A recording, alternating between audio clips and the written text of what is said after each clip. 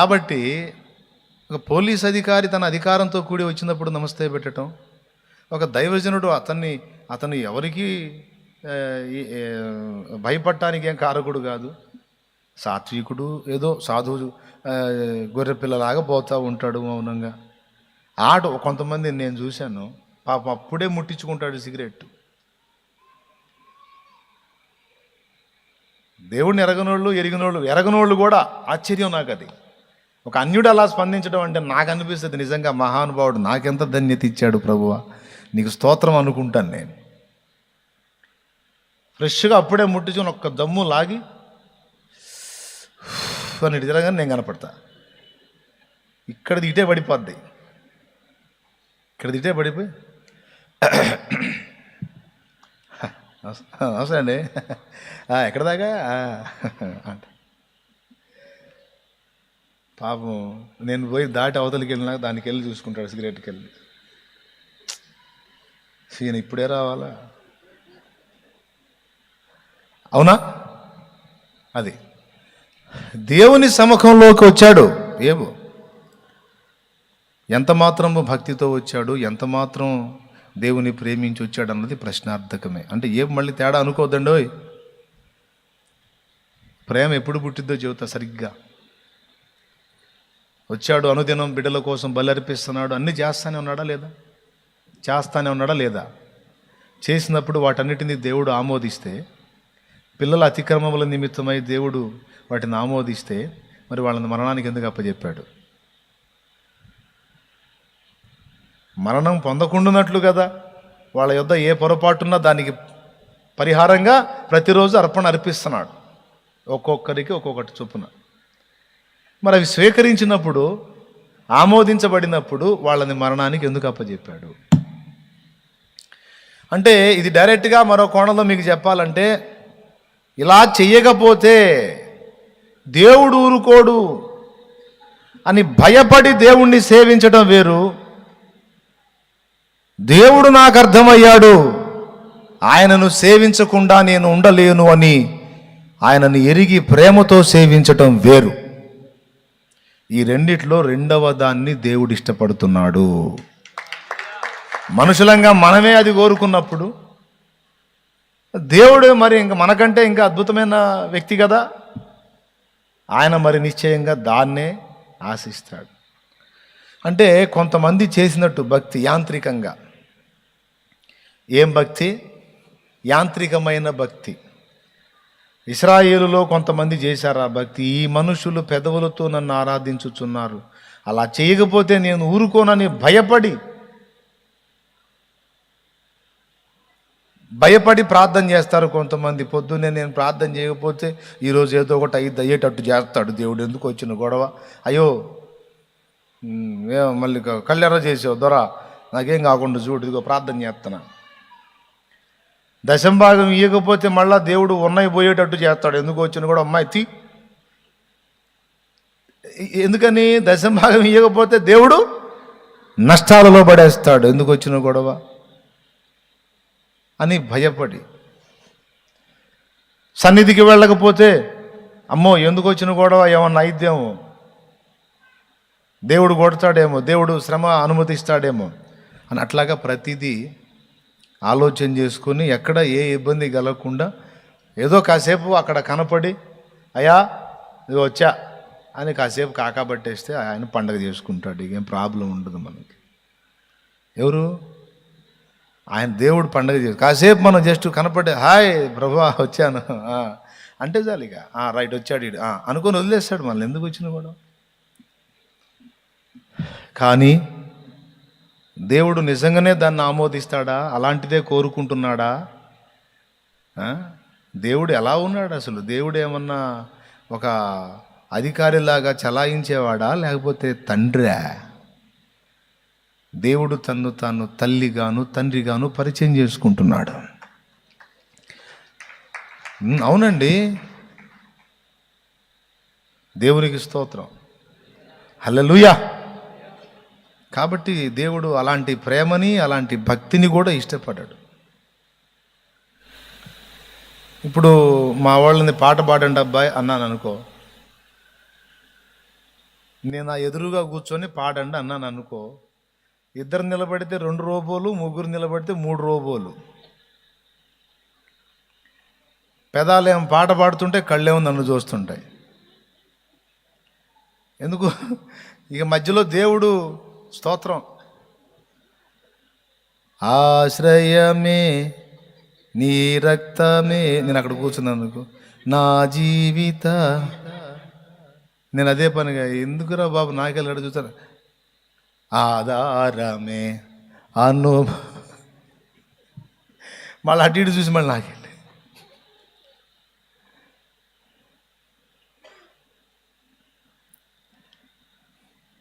ఏమో నేనేమో తప్పులు పడుతున్నాను, పాడమన్నాడు ఎట్ట వచ్చిద్దో ఏం పాడో ఎవడిని ఏమంటాడో అని భయంతో కావచ్చు. అది ఇంపుగా ఉంటుందా దేవుడికి? మరి ఎట్లుంటుంది? ఎట్లుంటుంది విజయ్? పాట పాడితే ఇంపుగా ఉండాలంటే ఎట్లా ఉండాలి? అస్సలు ఇక ఎవడున్నాడు ఏంది అనేది అసలు మనల్ని మనమే మర్చిపోవాలి. విడదీయలేనిది మన బంధమే, విడదీయరాని అనుబంధమే, మమతానురాగాల మాధుర్యమే, మాధుర్యమే. పరవశించి ఇష్టముతో ప్రేమతో నేను బాగా కనిపెడతా. లైవ్లో ఎంతమంది పాడుతున్నారో, ఎవరు ఏ టైపులో పాడుతున్నారో మొత్తం అబ్జర్వ్ చేస్తా. నేను సరిగా చూడను అనుకుంటా, తిక్కలోళ్ళు.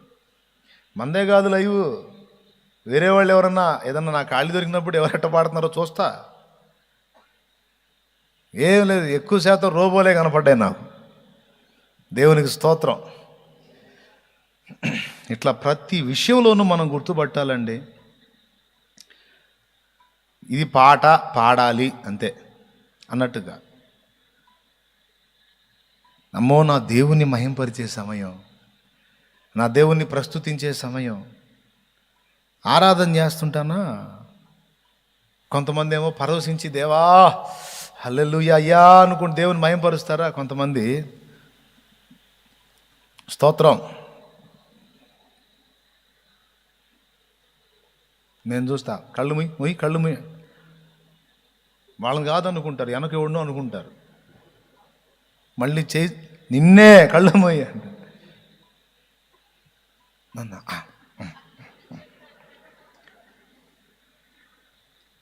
ఏ బలవంతం. ఇక కళ్ళు మూసాడు, నేను కళ్ళు మూసినాక మళ్ళీ నేను కళ్ళు తెరిస్తే తెరిచే ఉంటాడు. ఇదేంది నేను మళ్ళీ కళ్ళు తెరిచాడు అనుకుంటే, ఎందాక మూయమన్నావు మూసాను అంటే పదాకలు కళ్ళు మూసే ఉండాలా తూచి, అంతసేపు ఎవరు ఉంటారు ఏంది అనుకుంటాడో ఏమో, మళ్ళీ తెరిచి ఉంటాడు, కళ్ళు తెరిచి ఉంటాడు.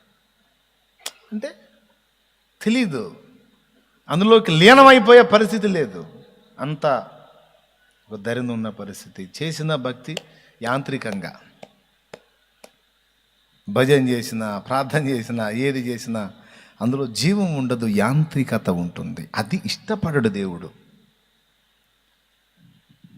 హృదయపూర్వకంగా ఒక పరవశం రావాలి. అది నిండుగా దేవుణ్ణి ప్రేమించి ఎరిగి ఆయన కార్యాలను గ్రహింపు పొందిన భక్తుడిలో నుంచి వస్తుంది. అది మనందరిలోనూ అది రావాలి. అది దేవుడు ఆశించేది. సరే, ఏబు సంగతి ఇదంతా చిన్న మ్యాటర్ కాదు, అభివర్ణిస్తా పోతే బోల్డ్ అంతా పెరిగిపోద్ది. సింపుల్గా తేల్చేసుకుంది ఆ మ్యాటర్. ఆయన ఏబు భక్తుడు చేశాడు, చాలా గొప్ప భక్తి చేశాడు, కాదని కాదు. కానీ ఎందుకో దేవుడు బ్యాలెన్స్ చేయాలనిపించింది దేవునికి. మొట్టమొదటిది, రాజు వలె నేను ఆయన సముఖానికి పోతా. నేను ఎంత మంచోడో దేవుడికి కూడా తెలుసు దేవుడికి. ఎందుకంటే నేను చాలా సత్ప్రవర్తన కలిగి ఉన్నా, చాలా మంచిగా జీవించా, న్యాయంగా ప్రవర్తించా, యథార్థంగా ఉన్నా. నా నీతి నాకు ఆధారం అవుతుంది, నా యథార్థత నాకు ఆధారం అవుతుంది, నా మంచి నాకు అక్కరకు వస్తుంది అని తన నీతి, తన పరిశుద్ధత, తన యథార్థత, తన న్యాయవర్తన, ఇవన్నీ తన నిత్యత్వానికి ఆధారములు అనుకున్నాడు. అందుకే దేవుని ముందు కూడా నేను తల దించను. ఎందుకంటే అన్ని విషయాల్లో పర్ఫెక్ట్. ఎందుకు దించాలా తల? ఆయనకు కూడా తెలుసు. కాబట్టి రాజు వలె పోతా, నన్ను అంటానికి దేవుడికి కూడా గుండె లేదు. అది ధీమా ఎవరికి లేదు? నన్ను ఆర్గ్యూ చేయడానికి దేవుడికి కూడా ధైర్యం లేదు. రాజులాగా పోయి నిలబడతా ఆయన ఎదుట. చూశాడు దేవుడు, బాగానే ఆధారం చేసుకున్నావే సొంత నీతిని, బాగానే ఆధారం చేసుకున్నావే నీ సొంత పరిశుద్ధతని, బాగానే ఆధారం చేసుకున్నావే నీ న్యాయ ప్రవర్తనని, నీ నీతిమంతువాన్ని, స్వనీతిని. సరే, అట్లయితే ఇందులో నిన్ను విరగొట్టాల్సి ఉంది. నువ్వు మంచోడివి కాదు, చాలా మంచోడివి, చాలా నీతిమంతుడివి, చాలా పరిశుద్ధుడివి, చాలా భక్తిపరుడివి. ఇక నేను సైతం నోరు మూసుకోవాలి నీ పరిపూర్ణత చూసి. సరే, తేల్చుకుందాం అది కూడా. ఎవరైతే తమ స్వనీతి మీద, తమ స్వీయ పరిశుద్ధత మీద, తమ మంచి ప్రవర్తన మీద, తమ నీతి మీద ఆధారపడతారో, ఇక వాళ్ళ మంచితనం ఎంతో, వాళ్ళ పరిశుద్ధత ఎంతో, వాళ్ళ నీతి ఎంతో, వాళ్ళ న్యాయం ఎంతో, వాళ్ళ భక్తి ఎంతో, వాళ్ళ యథార్థత ఎంతో దేవుడు వారికి రుజువుపరచవలసి ఉంటుంది. మరి లేకపోతే వీడు తన వాటి మీద ఆధారం చేసుకుంటాడు. దేవుడేమంటున్నాడు? నువ్వు నన్ను ఆధారం చేసుకోవాలి, నా మీద ఆధారపడాలి, నా మీద అనుకోవాలి, గత్యంతరం లేదు అని దేవుడు చెప్తాడు. ఏమంటాడు? నేను నీ మీద అనుకునేదేంది, నేను నీతిమంతుణ్ణి, నేను మంచోడిని. అట్లయితే తేలుద్దాం, నీ మంచితనం అంతా తేలుద్దాం. ఏ విషయంలోనే కాదు, ఏ భక్తుడు అనుకున్నా తప్పకుండా దేవుడు జోక్యం చేసుకుంటాడు. సీమోను పేతురు అందరితో పాటు నలుగురిలో నతనీయులని మెలకుండా ఉంటే గొడవ ఉండేది కాదు. అబ్బాయి నైట్ వెళ్ళిపోతున్నాను, మరి ఇక మీకు దూరం అవుతాను అని ఏదో ప్రభు చెప్తున్నాడు అనుకో, నీకోసం ప్రాణమైన ఇస్తాను, నిన్ను వదలను ప్రభు. ఆయన చెప్పాడు, కాపరి కొట్టుదును గొర్రెలు చెదరిపోవను అన్నట్లు ఈ నైట్ మీరు నన్ను వదిలి వెళ్ళిపోతారంటే యేసయ్య చెప్పి నాకు ఇక జరగకుండా ఉంటుందా అనుకోవద్దు. ఈయన అసలుగా ఆవేశం, ప్రభువా వీరందరూ నిన్ను వదిలిపోయిన నేను బాను. నీకు తెలీదా అసలు నేను ఎంత పర్ఫెక్టో తెలీదా? నేను మాట మీద నిలబడే వ్యక్తిని, నేను స్తంభం. ప్రభువా ఆ మాట అన్నందుకు పేతురుతోనే మాట్లాడాడు, మిగిలిన వాళ్ళు తనలా. గమనించారా మీరు? ఎవరు అన్నారో తొందరపడి నోరు సార్ అదే వ్యక్తితో అన్నాడు. ఈ రాత్రి ఇప్పుడు నువ్వు ఈ మాట అన్నావు, కొన్ని గంటలలోనే, నెలలు కాదు, సంవత్సరాలు కాదు, రోజులు కాదు, గంటలలోనే నీ కోసం ప్రాణం ఇస్తానన్న ఇదే నోటితో అసలు ఆ యేసెవరో నాకు తెలియదు, నేను ఎరగను అని 3 సార్లు చెప్తావు. అది కూడా ఈ నైట్ తెల్లవారుజాము కోడి కుయ్యక ముందే 3 సార్లు చెప్పేస్తావు అన్నాడు. అంటే తన నమ్మకత్వాన్ని చూసి, తన నిజాయితీ, తన నమ్మకత్వం ప్రభు ముందు రుజువు చేసుకోవాలని ప్రయత్నించాడు. వెంటనే ఆ ప్రయత్నం మీద దెబ్బ పడిపోయాయి. అర్థమైందా? వెంటనే జోక్యం చేసుకున్నాడు చూడు, అయిపోయాయి, విరిగిపోయాయి. 3 సార్లు అబద్ధం ఆడిన తర్వాత, 3వసారి ఆడిన తర్వాత ప్రధాన యాజకుని మంటపంలో దెబ్బలు తింటానే ప్రభు 3వసారి సీమోను అబద్ధం ఆడిన తర్వాత తల తిప్పి చూస్తాడు. సీమోనుకి వెళ్ళి, ఏమి నమ్మకస్తుడా, బహునమ్మకస్తుడా, ప్రాణమిచ్చువాడా, ఓ నిజాయితీ గలవాడా, నీకోసం ప్రాణమైనా ఇస్తాను కానీ అసలు నిన్ను వదలను, నిన్ను ఎరగనని చెప్పనంటివే. ఏమాయే నీ నమ్మకత్వం, ఏమాయే నీ నిజాయితీ, ఎంతటి గురుద్రోహం. గుండె పగిలిపోయే ఎవరికి? తన నమ్మకత్వాన్ని, నిజాయితీని చూసి మిడిసిపడ్డోడి గుండె జారిపోయే, పగిలిపోయే. వెంటనే ప్రభు వైపు చూసి వెలుపటికి పోయి సంతాపపడి ఏడ్చెను. తప్పదో, సంతాపపడి నువ్వు ఏడ్చుటకు అప్పగిస్తాడు దేవుడు నిన్ను. ఎందుకో తెలుసా? నీ నమ్మకత్వం మీద, నీ నిజాయితీ మీద నీకు ఓవర్ కాన్ఫిడెన్స్ చూడు, దాన్ని విరగగొట్టాలి. నేను చెప్తున్నా, లైవ్లో ఉన్నోళ్ళు కావచ్చు, ఇక్కడ కూర్చున్న వాళ్ళు మనందరికీ కూడా చెప్తున్నా, నువ్వేదైనా నీతి నిజాయితీగా ఉన్నావు, పరిశుద్ధత కలిగి ఉన్నావు, సత్ప్రవర్తన కలిగి ఉన్నావు అంటే అది నీ గొప్పతనం కాదు, కాదు, కాదు, కాదు. దేవుని కృప, దేవుని కాపుదల, అంతే.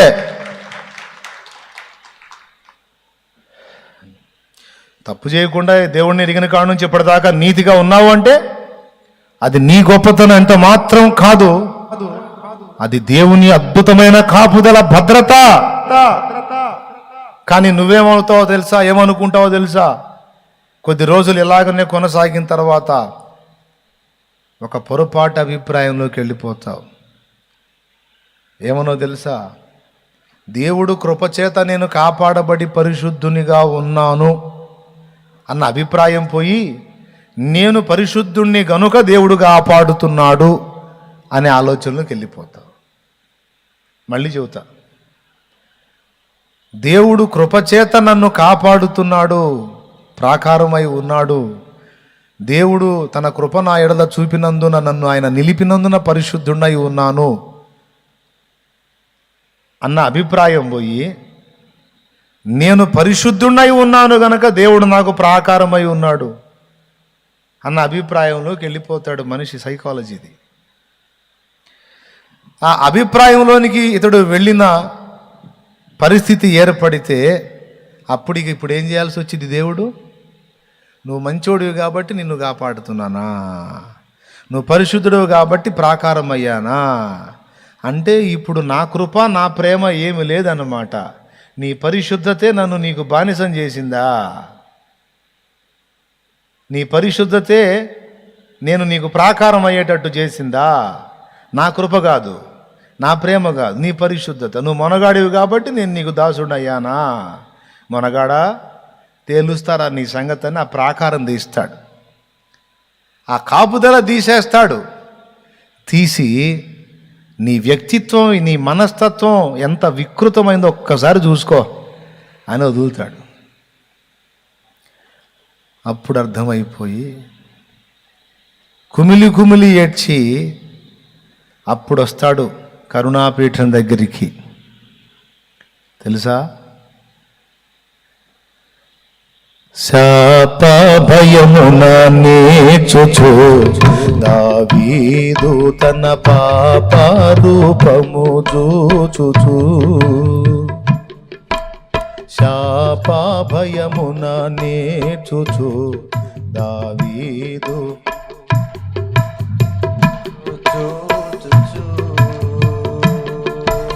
శాప భయమున నేర్చుచు దావీదు తన పాప రూపము చూచుచు, పాపముతో పశ్చాత్తాపముతో ప్రభుని, పాపముతో పశ్చాత్తాపముతో ప్రభుని ప్రాపు కోరగానే క్షమాపణను దిన కరుణ పీఠము చేరరే దేవుని కృప చరణాస్థలిని చేరరే, కరుణ పీఠము చేరరే దేవుని కృప చరణాస్థలిని చేరరే. దేవునికి స్తోత్రం. దావీదులో ఉన్నట్టుంది ఈ ఫీలింగు. నేను మంచోడిని, అందుకే దేవుడు నాకు తోడై ఉన్నాడు. ఏబు ఫీలింగ్, నేను మంచోడిని సార్, అందుకే దేవుడు తోడై ఉన్నాడు. మంచోడా నువ్వు? చూద్దాం నీ మంచితనం. అమ్మ బాబోయ్, ఆ ప్రాకారం అలా తీసేస్తే ఎవరి బతుకు వాళ్ళకి అర్థమైపోయి అప్పుడు వచనం పడు, నీతిమంతుడు లేడు ఒక్కడు లేడు అంటే అందులో నేను ఒక్కడిని మినహాయింపోనే అనుకున్నాను అన్నయ్య. అమ్మో మొట్టమొదటి నేనేనని అర్థమైపోయింది. అమ్మో మొట్టమొదటి దాన్ని నేనేనని అర్థమైపోయింది అన్నయ్య. దేవునికి స్తోత్రం కలుగునుగా. హల్లెలూయా. అర్థమైందా? ఎప్పుడయ్యా? ఎరగొట్టిన తర్వాత అప్పుడు వస్తాడు కృప దగ్గరికి. వచ్చి ఏమంటాడు? కృపయే నాకు ప్రాకారము గల ఆశ్రయపురమాయెను. ఆగో, ఆ పదాన్ని ఎప్పుడన్నా ఆలోచించారా మీరు? ఆశ్రయపురంలోకి ఎవడు పరిగెత్తుతాడు తెలుసా? హత్య చేసినోడు, అపరాధి పరిగెత్తుతాడు ఆశ్రయపురానికి. కృప నాకు ఆశ్రయపురమై నా అపరాధముల విషయమై వచ్చి నేను నీ పాదాలను హత్తుకోవటానికి, నిన్ను ఆశ్రయించి నీ ద్వారా రక్షణ పొందటానికి కృప నాకు ఒక ఆశ్రయపురమైందిగా ప్రభువా. కృపయే నాకు ప్రాకారము గల ఆశ్రయపురమాయెను. నీ కృప వీడి క్షణమైన నేనెలా మనగలను. కృపయే నాకు ప్రాకారము గల ఆశ్రయపురమాయెను. నీ కృప వీడి క్షణమైన నేనెలా మనగలను. నా జీవితాన కురిసెనే నీ కృపామృతం.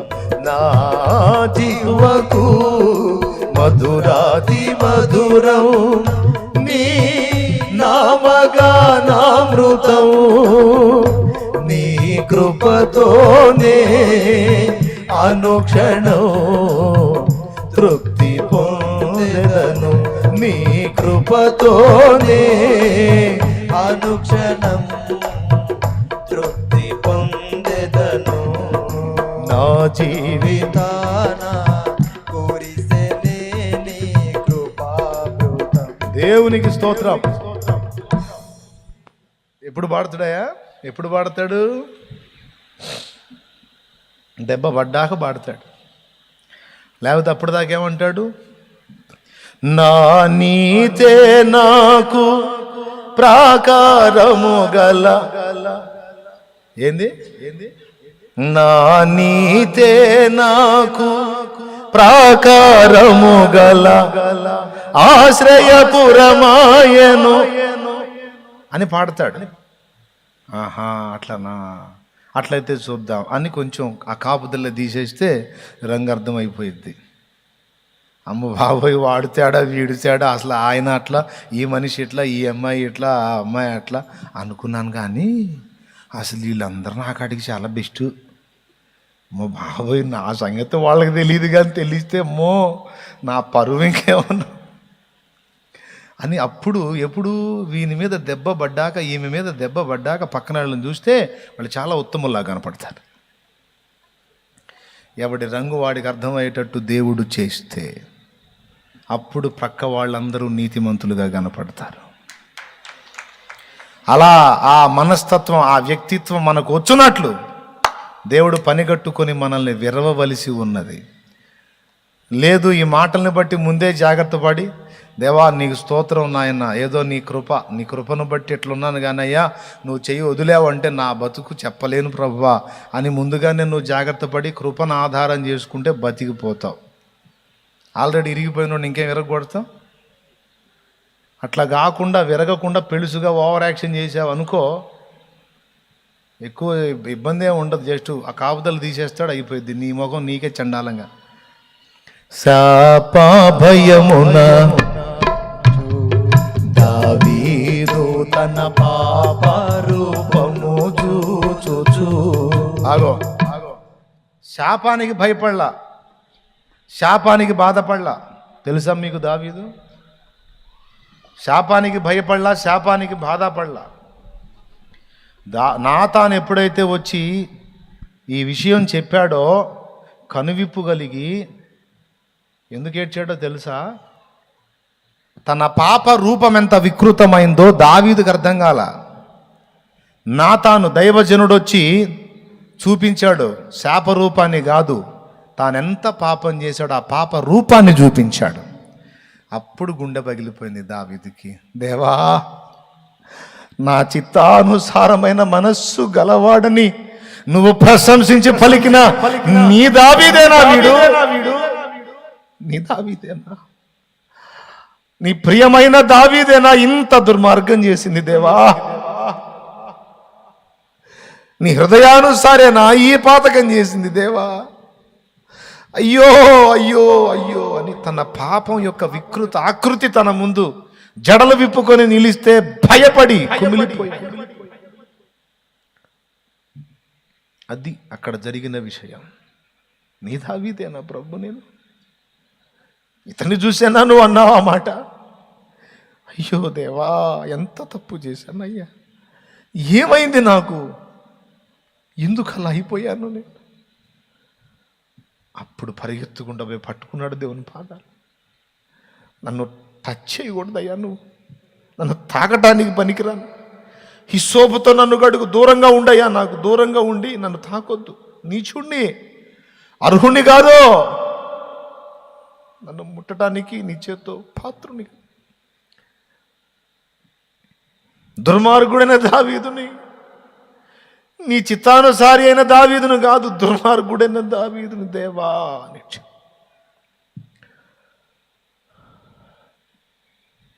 ప్రైజ్ ది లార్డ్, హల్లెలూయా. ప్రియమైన దేవుని బిడ్డలారా, విరిగిపోయాడు. తర్వాత అర్థమైపోయి దేవుణ్ణి ప్రశంసించాడు. నా అహం నన్ను ఈ గతి చేసింది లేయ్యా, నా అహం నన్ను ఈ గతి చేసింది. అందరికంటే నేను మంచివాడిని అనుకున్నా, నా యథార్థ ప్రవర్తన, నా మంచితనం నీ దృష్టికి ఆమోదం పొంది నువ్వు నన్ను ఆమోదించావు అనుకున్నా. నీ కృపను ఆధారం చేసుకోలేకపోయా, విరిగిపోయిందయ్యా అన్నప్పుడు పాడాడు, విరిగి నలిగిన మనసే, విరిగిన మనసే నీకే ప్రియము యేసునాథా.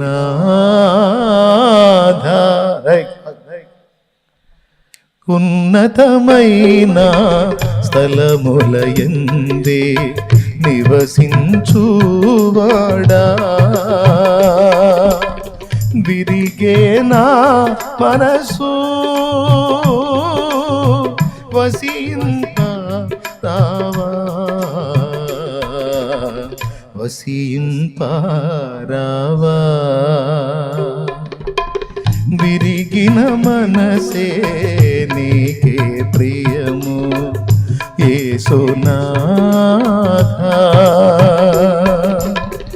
ఉన్నతమైన స్థలములయందే నివసించువాడా, విరిగేనా మనసు వసింపరావా, వసింపరావా.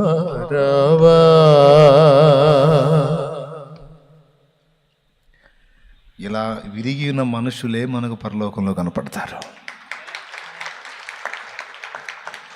పరలోకంలో మనకు కనపడే భక్తుల్లో ఎవ్వరికి కూడా ఎవరిని గురించి గొప్ప తలంపులు ఉండవు. అంటే ఇతరుల గురించి కాదు, తమ్ముని గూర్చి ఏ దైవజనుడు కూడా తన విషయమే తన గొప్ప తలంపులు ఉండవు, విరిగిపోయి ఉంటారు.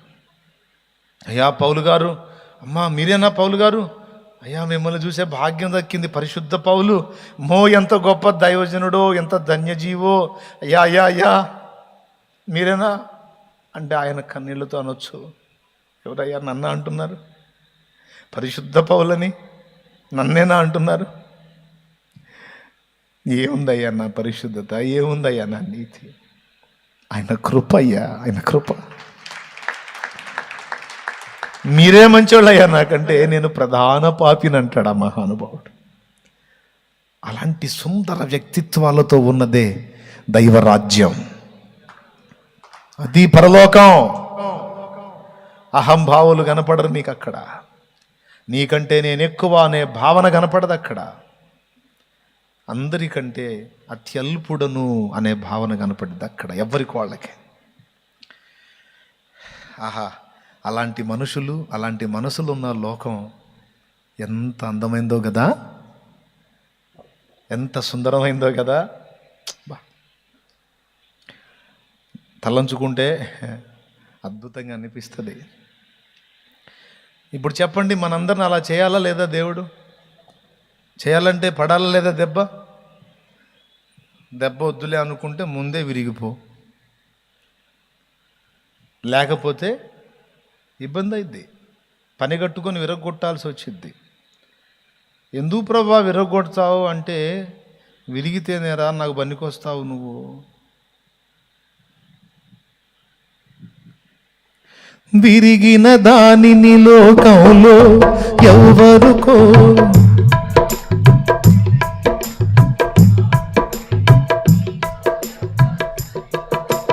విరిగిన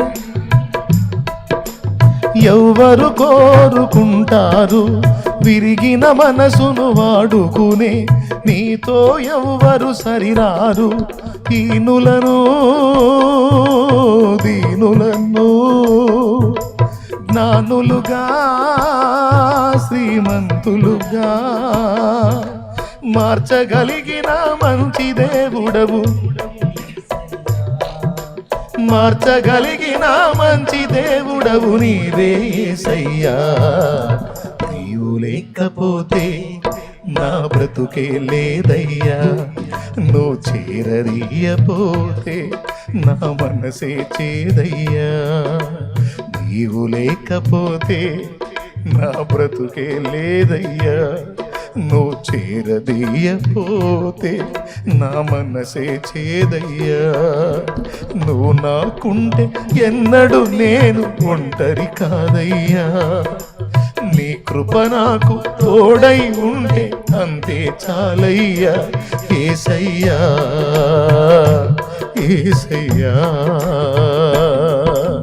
నీవు లేకపోతే నా బ్రతుకే లేదయ్యా, నువ్వు చేరదీయపోతే. దేవునికి మహిమ.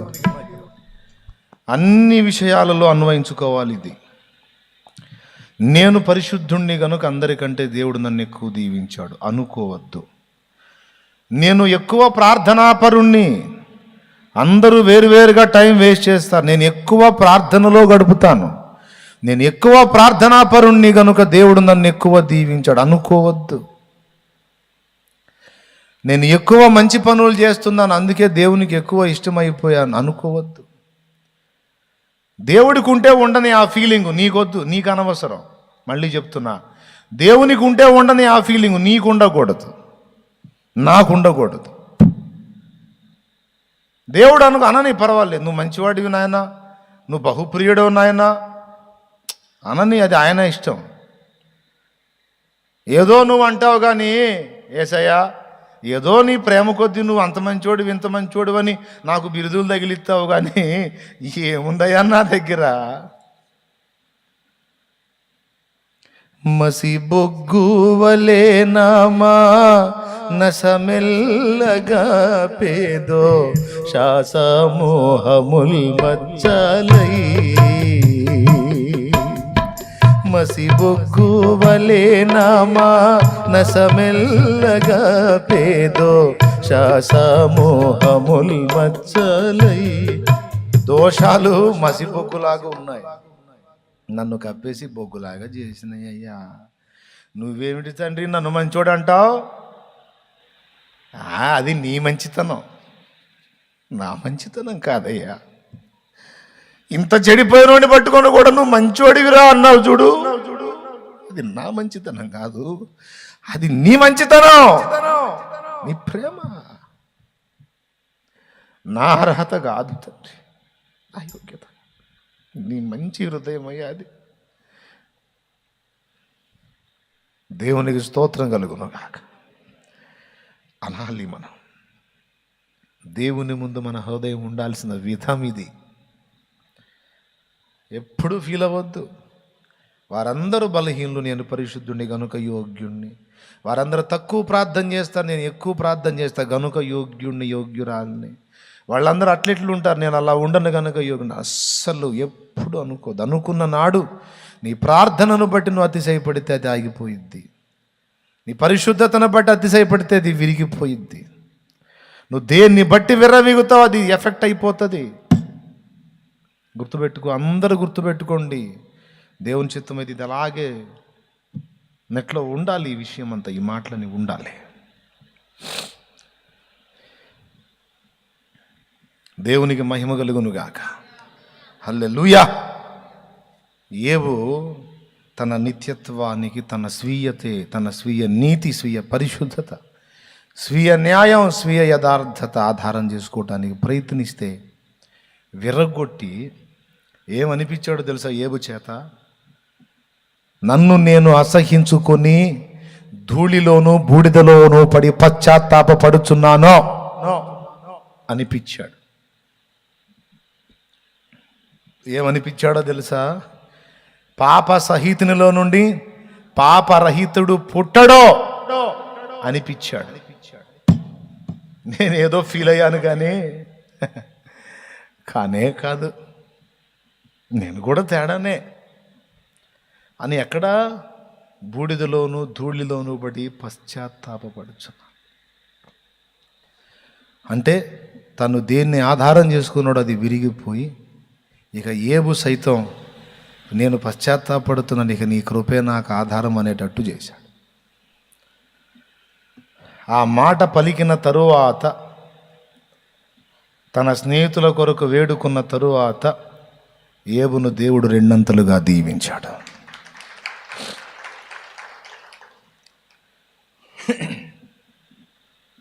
ప్రియులారా, దేవుడు జోక్యం చేసుకొని మనల్ని విరగొట్టవలసి ఉన్నది.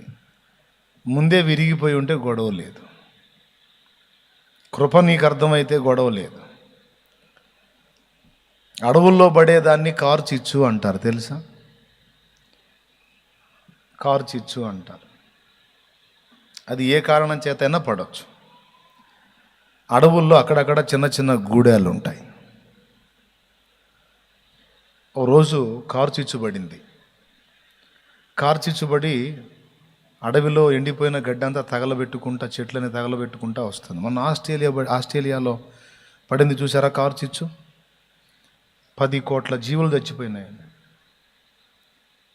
కార్చిచ్చు అడవులో తగలబడిపోతాయి. ఈ అడవుల్లో ఉండే గూడాలు ఉంటాయి కదా, చిన్న చిన్న గూడాలు. ఆ గూడాల్లో ఒక గూడెంలో ఇలా కార్చిచ్చు వస్తూ ఉంటే ఒక అతను అల్లంత దూరంలో కార్చిచ్చు ఉండగానే తను ఆలోచించి తన ఇంట్లో నిప్పు తీసుకొచ్చి తన పశువుల్ని కట్టేసే దగ్గర, తన పర్యావరణం ఎక్కడెక్కడైతే సంచరించి తన పనులు చక్కబెట్టి ఉంటాడో ఆ ప్రాంతం అంతా కూడా ఉన్న గడ్డంతా ఈయన ముందే అగ్ని వేసాడు. అక్కడ కార్చిచ్చేమో అక్కడి నుంచి దహించుకుంటూ వస్తుంది, అంత దూరంలో ఉంది. అది రాకముందే ఈయనే ఇక్కడ తగలబెట్ట మొదలుపెట్టాడు. అరే, అది అక్కడి నుంచి రాకముందే వీడికేం పిచ్చి పట్టిందా, ఇప్పుడే తగలబెడుతున్నాడు, ముందే వేశాడు ఇక్కడ నిప్పు, ఎందుకు ఈ పని, అది వచ్చింది ఎటుగుడి అంతా కాలిపోతాం కదా అని అందరూ అనుకుంటుంటే అతనేం లేదు, తన పర్యావరణం అంతా కూడా తగలబెట్టేస్తున్నాడు. మొత్తం చుట్టుపక్కల పర్యావరణం అంతా తగలబెట్టి ఎంతవరకు తన వాడుకలో ఉంటుంది అదంతా కూడా ముందే కాల్చిపడేసి, ఆ కార్చిచ్చు రాకముందే ఇక్కడ ఉన్నటువంటి అంతా కూడా కాల్చి బూడిద చేసి ఆర్పేశాడు. రయ్యమని కార్చిచ్చు వస్తూ ఉంది, వచ్చి ముందే కాల్చబడకుండా ఉన్న వాటన్నిటిని కాల్చేసింది. ముందే కాల్చబడి రెడీగా ఉన్నదాన్ని ఆల్రెడీ కాలిపోయిందని ఇంక అదేం కాల్చింది?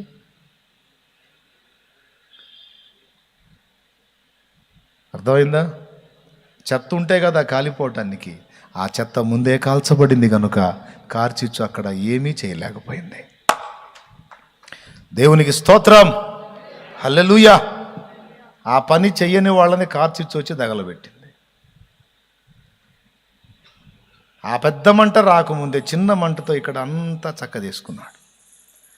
అలాగ దేవుడు జోక్యం చేసుకుని విరగగొట్టక మునిపే ముందే మనం విరిగిన అనుభవంలోకి వచ్చామనుకో, ఎంత భద్రత, ఎంత క్షేమం. అందుకే చెప్తున్న, దేనిని బట్టి కూడా అతిశయపడ వీలు లేదు. అతిశయపడువాడు పాప అందుకు కూడా పాడాడు యేసన్న, నా అతిశయము నీవే, నా ఆనందము నీవే, నా ఆరాధన.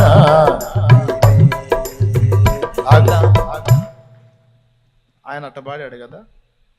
కొంతమంది ఈ విరగనోళ్ళు ఎట్ట పాడతారో తెలుసా? నా అతిశయము తెలివే, నా ఆనందము జ్ఞానం,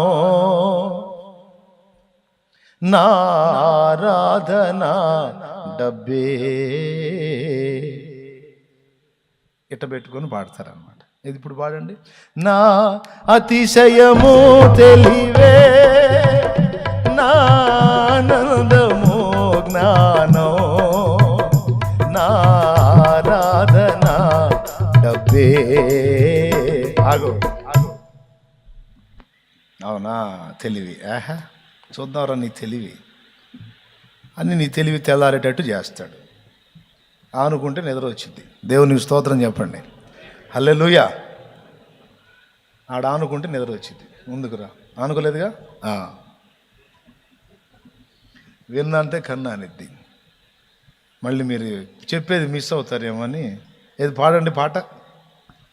పాడబుద్ధి కావట్లేదా అన్నో, ఆ పాట ఫీల్ అయిపోయింది. మరి పాకేం చేసింది? తమ సొంత తెలివి మీద కొంతమందికి ఏమి నమ్మకం. అస్సలు లోపల ఒక పరవశం ఉంటుంది మనుషులు కొంతమందికి. ఏంటి? తమ తెలివితేటలు అస్సలు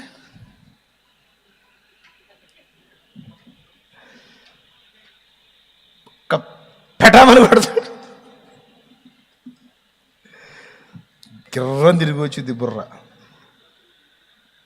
నీ తెలివి, నీ జ్ఞానం చూద్దాం, కానీ నీ బంద అన్నీ ఎరిగి, తెలివి కాదు, జ్ఞానం కాదు, మరొకటి కాదు, నా పరిశుద్ధత కాదు, ఏది కాదు. ఏది నేను అతిశయించడానికి తగింది కాదు. మరేంటి అది అంటే, నువ్వేనయ్యా. నా అతిశయము నీవే, నా ఆనందము నీవే, నా ఆరాధన నీవే, నా అతిశయము నీవే, నా ఆనందము నీవే, నా ఆరాధన నీవే. జ్యోతిర్మయుడా, నా ప్రాణప్రియుడా, స్తుతి మహిమలు నీకే. జ్యోతిర్మయుడా, నా ప్రాణప్రియుడా, స్తుతి మహిమలు నీకే. దేవునికి మహిమ. ఓకే, అంతవరకు సరిపోయింది వివరణ. ఓకే, ఏంది అట్లా చూస్తారు? సరిపోయిందిగా. ఏబు గ్రంథంలో మనం బాగా పరిశీలన చేస్తే ఈ మంచి పాఠాలు దొరుకుతాయి. అతిశయ కారణం ఎక్కడా? అది విరిగిపోయింది. చివరికి గమనించండి, తనకు ఏదేది ఆధారం అనుకున్నాడో మొత్తం పోయినాయి. పరిశుద్ధత పరలోకానికి ఆధారం అనుకున్నాడు, తన నీతిమంత్వం పరలోకానికి ఆధారం అనుకున్నాడు, తన స్వీయత పరలోకానికి ఆధారం అనుకున్నాడు. అది విరిగిపోయింది. అక్కడేమన్నాడు? ఇక పాపిని ధూళిలోను బూడిదలోను పడి పశ్చాత్తాపడవలసిన వాణ్ణి అని చెప్పేశాడు. ఇక శరీర సౌష్ఠవం పర్వాలేదు, మనకు కొంచెం మంచి హెల్త్ బాగుంది, నాకు మన హెల్దీ బాడీ అని ఫీలింగ్ ఇవ్వడానిక అది రోగగ్రస్తం అయిపోయింది. ఇక దాని మీద ఆశలు పోయినాయి. అసలు మా అన్నదమ్ములకి నేనంటే మామూలు ప్రేమ కాదు. అసలు నన్ను అసలు వదిలిపెట్టి పోయింది. అది పోయింది. వాళ్ళు కనపడట్లా. స్తోత్రం. అసలు అక్క చెల్లెళ్ళకు కూడా నేనంటే అసలు మామూలుగా అది కూడా పోయింది. స్తోత్రం. సకల సంపదలు కలిగిన సంపన్నుణ్ణి ఏందనుకున్నా మరి, అది కూడా పోయింది. 10 మంది సంతానం అండి, అది పోయింది. చివరికి ఏం మిగిలింది? టార్చర్ చేయటానికి ఉత్తమురాలైన భార్య మిగిలింది. దేవునికి స్తోత్రం. ఎందుకంటే పుండు మీద కారం చల్లటానికి. మళ్ళీ అన్నీ పోయినా కొద్ది రోజులకి మర్చిపోయి మళ్ళీ నార్మల్ కండిషన్కి వస్తాడేమో అని వాటిని మళ్ళీ గుర్తు చేసి రేపి అర్థమైందా, గందరగోళం చేయటానికి ఉత్తమురాలు, యోగ్యురాలు ఆమెనొక్కదాన్ని ఉంచాడు. ఎందుకంటే పోనీ అది లెక్క.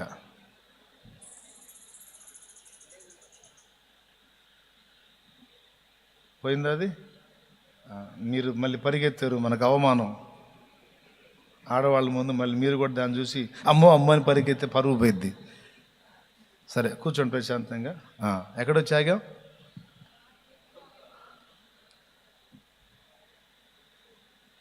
ఏమమ్మ దగ్గర వచ్చాం కదా. ఆమెను ఒక్కదాన్ని ఉంచాడు. ఎందుకంటే ఆయన ప్రాణం తీయటానికి, నిద్రాహారాలు లేకుండా చేయటానికి. అంతే, మర్చిపోయింది కూడా గుర్తు చేస్తుంటారు. ఏం దేవుడు, అన్నీ పోయినాయి. ఎంత పెద్ద ఇదనుకున్నా నిన్ను, ఏమీ లేదని తేలిపోయింది. పెద్ద తెలివైనోడు అనుకున్నా, పిచ్చోడు అయిపోయావు. బాగా సంపాదించావు అనుకున్నా, అన్నీ పోగొట్టావు. పెద్ద జ్ఞానవంతుడు అనుకున్నా, నీ అంత వెధవలేడని అర్థమైపోయింది. అంటారా? తెలీదా నీకు? తెలుసుకొని జాగ్రత్తగా ఉండరు. యశ్వంత స్తోత్రం చెప్పండి గట్టిగా. హల్లే. రే, అన్నీ బాగున్నప్పుడే ఎవరు భజన చేసినా పరిస్థితి తారుమారైందంటే అమ్మ బాబోయ్ చుక్కలు చూపిస్తారా. నమ్మొద్దు. ఆడు చూడు ఎంత యుక్తిపరుడో లూసిఫర్ గాడు. అన్నీ వైనం చేసేసి ఆ ఒక్కదాన్ని ఉంచాడు. ఎందుకంటే టార్చర్, రంపపు కోత కొయ్యటానికి. దేవునికి స్తోత్రం కలుగును గాక. హల్లెలూయా చెప్పు గట్టిగా. అసలుకే ఒళ్ళంతా పాపం పుళ్ళతో ఆయన అల్లాడుతుంటే ఏమిపోయో దాని మీద కారం చల్లుతూ ఉంటాడు. అసలు ఈ బాధ ఎక్కువైతే ఆ బాధ ఇంకా ఎక్కువైపోయింది. ఆయన మాత్రం ఎందాక ఊరుకుంటాడు. కన్ఫామ్ చేసి ఒక సర్టిఫికెట్ ఇచ్చాడు. అమ్మాయి మంచి మూర్ఖురాలు అమ్మాయి నువ్వు అని. చూసి సంతకం పెట్టి ఇదిగో అమ్మ సర్టిఫికెట్ దాచిపెట్టుకొని ఇచ్చాడు. పైన మూర్ఖురాలు అని రాసి ఇచ్చాడు అనమాట. దేవునికి స్తోత్రం. హల్లెలూయా. అమ్మ మీరు అట్లేరుగా ఉన్నారా? ఏందో మౌనంగా ఉన్నారు మా తల్లులు. మరి ప్రియులారా, అంత ఏదేది ఆధారం, బంధువుల ఆధారం అనుకోండి. చూడండి, దేవుడు పాఠం నేర్పాలనుకున్నప్పుడు నీ ప్రాణ స్నేహితులు కూడా నీకు కనపడరు. దేవుడు పాఠం నేర్పాలనుకున్నప్పుడు నీ తెలివి ఎంత పిచ్చిదో నీకు అర్థమైపోయింది. నీ తెలివి అక్కరకు రాదు, నీ జ్ఞానం పనికి రాదు. దేవుడు నీకు పాఠం నేర్పాలి, నిన్ను విరగొట్టాలనుకున్నప్పుడు నీ బంధువులు నీకు కనపడరు. మరి ఎటుపోయారు చూసుకోండి. ఏబు గ్రంథం కావాలంటే శ్రమలలో ఉన్నంత వరకు వాళ్ళు కనపడ్డారేమో చూడు. పాపం స్నేహితులు వచ్చారు, ఫ్రెండ్స్, బెస్ట్ ఫ్రెండ్స్. ఆమెమో అప్పుడప్పుడు కారం చల్లిపోయేది. ఎవరు? భార్య. వీళ్ళు అచ్చంగా ఆయన దగ్గరే కూర్చున్నారు. ఎందుకు తెలుసా? వీళ్ళు పుల్లలు తీసుకొని కూర్చున్నారు. పుల్లలు ఎవరు? స్నేహితులు. పుల్లలు తీసుకొని గుచ్చటం మొదలుపెట్టారు. అప్పుడు ఏవో కడుపులో మండి అన్ననే అన్నాడు, మీరంతా పనికిమాలిన వైద్యులురా, గాయాలు మాన్పేవారు కాదు, గాయాలు రేపేవారు మీరు అన్నాడు. ఎందుకు? వీళ్ళ డైలాగులు వచ్చిన వాళ్ళు పాపం ఏబు పరిస్థితి చూసి అల్లంత దూరంలోనే ఆగిపోయి ధూళిలో కూర్చొని ఎన్ని రోజులు ఉపవాసం ఉంది? వాళ్ళు 7 రోజులు ఫాస్టింగ్ ఉన్నారు. ఏబు మంచివాడు ఎప్పుడైనా ఇట్లా బాధలు పడతాడా? మంచివాడికి ఇట్లాంటి పరిస్థితులు వస్తాయా? నీకు ఒక్కసారి ఇట్ట జరిగిందంటే మొత్తానికి ఏదో తేడా, ఏదో జరిగింది అని దేవుని పక్షంగా మాట్లాడినట్టే ఉన్నారు. కానీ ఏవును మాత్రం కుళ్ళబొడిచాడు పెట్టారు. కడుపులో మండి అరుస్తాడు, ఎందుకురా మీరు వచ్చారని. ఆమె నయం అప్పుడప్పుడు వచ్చి కాస్త బాధ పెట్టిపోతుంది. ఆమె గుర్తు వచ్చినప్పుడు మీరేంద్ర అచ్చంగా నా దగ్గరే కూర్చున్నారు, ఇదేం కంపెనీ ఇవ్వటం రా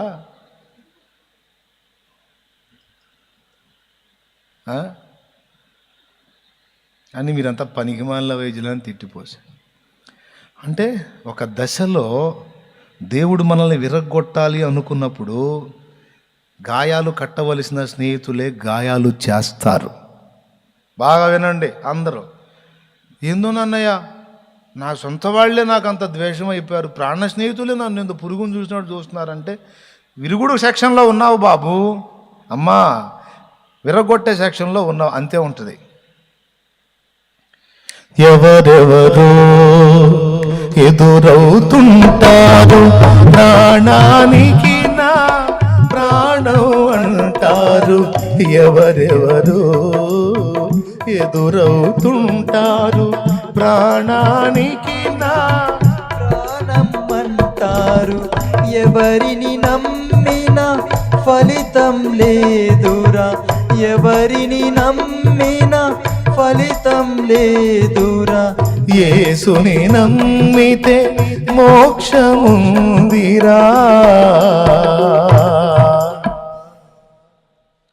అరే భలే జాయింట్ అయిందిరా. రెండో చరణంలోది ఫస్ట్ చరణంలోకి,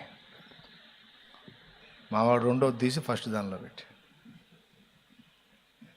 ఎవరెవరో ఎదురవుతుంటారు, ప్రాణానికి నా ప్రాణం అంటారు. కష్టాలలో వారు కదిలిపోతారు, కష్టాలలో వారు కదిలిపోతారు. కరుణగల యేసు నాతో ఉంటాడు, కరుణగల యేసు నాతో ఉంటాడు. ఎవరికి ఎవరు ఇప్పుడు రా పాడాలి. పరలోకంలో దేవునికి మహిమ. నేను ఆపినప్పుడు రా పాడాలి. పుస్తకం దగ్గర పెట్టుకో, లేకపోతే మూడో చరణంలో కూడా పోతావు. దేవునికి స్తోత్రం చెప్పండి, హల్లెలూయా చెప్పండి గట్టిగా. ఎక్కడొచ్చాగాం? ఏందో చెప్పుకుంటున్నాం, అంతేనా? ప్రాణ స్నేహితులు సైతము గాయాలు చేసేశారు.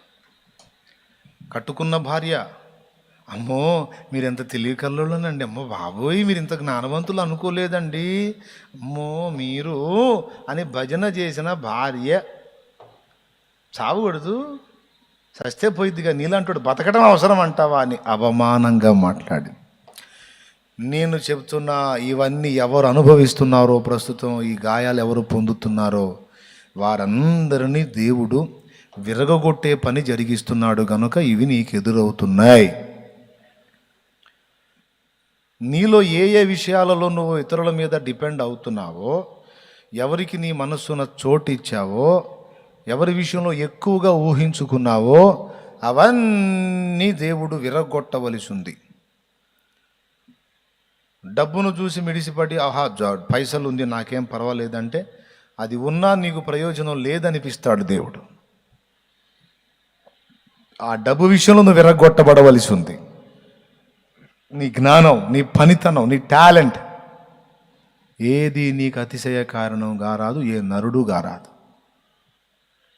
దేవుడు విరవవలసి ఉన్నది. ఎందుకు చెప్తా వినండి. దేవుణ్ణి గాక మరి దేన్ని ఆధారం చేసుకున్నా శాపం వస్తుంది అని చెప్పాడు బైబిల్లో. అది ఆ శాపం నుంచి మనల్ని రక్షించడం కోసం దేవుణ్ణి మనం ఆధారం చేసుకున్నట్లు దేవుడు మనల్ని మలుచుకు రావలసి ఉన్నది. ఇర్మియా గ్రంథము 17వ అధ్యాయము 5వ వచనం నుంచి ఒక్కసారి చూడు. యెహోవా ఇలాగు సెలవిచ్చుచున్నాడు, ఉమ్, నరులను ఆశ్రయించి ఉమ్. శరీరులను తనకు ఆధారముగా చేసుకుని అదుగదుగా మాట చూడండి. నరులను ఆశ్రయించి శరీరులను తనకు ఆధారముగా చేసుకున్నవాడు తన హృదయమును యెహోవా మీద నుండి తొలగించుకుని వాడు శాపగ్రస్తుడు. అద్దుగది సంగతి. శాపం వెంటాడిద్ది. అలా మనం శాపగ్రస్తులము కాకుండున్నట్లు. తర్వాత అయిపోలేదు మా మంచి మ్యాటర్ ఉంది, చదువు అక్కడ. వాడు ఎడారిలోని అర్హు వృక్షము వలె ఉండును, ఆ, మేలు వచ్చినప్పుడు అది వానికి కనపడదు. వాడు అడవిలో కాలిన నేల యందును ఆ. నిశ్చినమైన చవిటి భూమి యందును నివసించును. అదంట సంగతి. ఈ పరిస్థితి మనకు ఉండకుండున్నట్లు మనము ఆయననే ఆధారము చేసుకొని ఉండవలనని దేవుడు కోరుచున్నాడు. తర్వాత చదువు తల్లి. యెహోవాను నమ్ముకుని వాడు ధన్యుడు, అద్దుగో. యెహోవా వానికి ఆశ్రయముగా ఉండును. ఆ, వాడు జలముల యొద్ద నాటబడిన చెట్టు వలె నుండును, అబ్బా. అది కాలువలో బోరను, దాని వేళ్లు తన్నును, ఉమ్, వెట్ట కలిగినను దానికి భయపడదు, ఉమ్, దాని ఆకు పచ్చగా నుండును, ఉమ్, వర్షము లేని సంవత్సరమున చింతనొందదు, కాపు మానదు. ఉమ్. ఎవరు ఈ వ్యక్తి? ఎవరు? దేవుణ్ణి ఆశ్రయించిన వాడు, దేవుణ్ణే ఆధారం చేసుకున్నవాడు. ఇప్పుడు చెప్పండి, నీ నీతి నీకు ఆధారమా? చెప్పు బాబు, చెప్పమ్మా. ఎవరు ఆధారం? అరే నోరు తెరిచి చెప్పండి, చెప్పండి గట్టిగా. రైట్. నీ పరిశుద్ధత నీకు ఆధారమా? ఎవరు ఆధారం? రైట్. నీ డబ్బు నీకు ఆధారమా? మరెవరు? నీ తెలివితేటలు నీకు ఆధారమా? చేసుకుంటే ఆధారం చేసుకో. ఏ విషయంలో జోక్యం చేసుకున్నట్టు నీ విషయంలో కూడా జోక్యం చేసుకుంటాడు. చేసుకోమంటారా? ఎందుకు వచ్చిన గొడవ? నీలో ఆ చెత్త ఉందో ముందే తగలబెట్టి, లేకపోతే ఏ అగ్గినది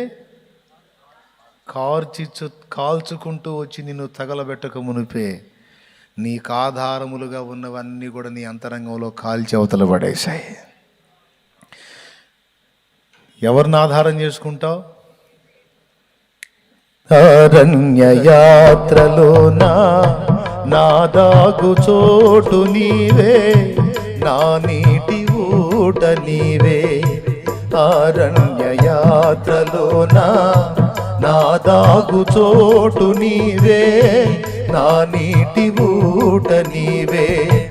అతి కాంక్షణీయుడా ఆనుకొనెదని మీద, అతి కాంక్షణీయుడా ఆనుకొనెదని మీద.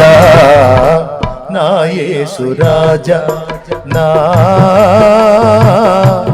ఆరాధ్య దైవమా, ఆరాధ్య దైవమా, నా స్తోత్ర గీతమా, నా స్తోత్ర గీతమా, ఆరాధ్య దైవమా. నా యేసు రాజా, రాజా, రాజా, రాజా, రాజా, రాజా. యేసు రాజా, రాజా, రాజా. ఆమేన్. యేసు రాజా, రాజా,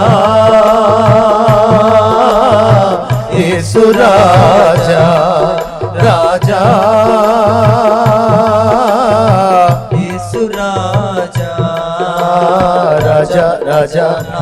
యేసు రాజా, రాజా, రాజా, యేసు రాజా. దేవునికి మహిమ. మంచి ప్రసంగికుడైతే మనకు పిచ్చ ఫాలోయింగ్ ఉంది సార్. ప్రసంగికుడా, ఆ ఫాలోవర్స్ అంతా పట్టుకొని గుండు గీకుతారు. దేవునికి స్తోత్రం కలుగును గాక. హల్లెలూయా. డౌట్ లేదు. వద్దొద్దు, కలలొద్దు. ఎక్కువ మంది నీకు ఫాలోవర్స్ ఉన్నా, ఎక్కువ మంది సబ్స్క్రైబర్స్ ఉన్నా ఇప్పుడు ఇదొక అతిశయం అయిపోయింది.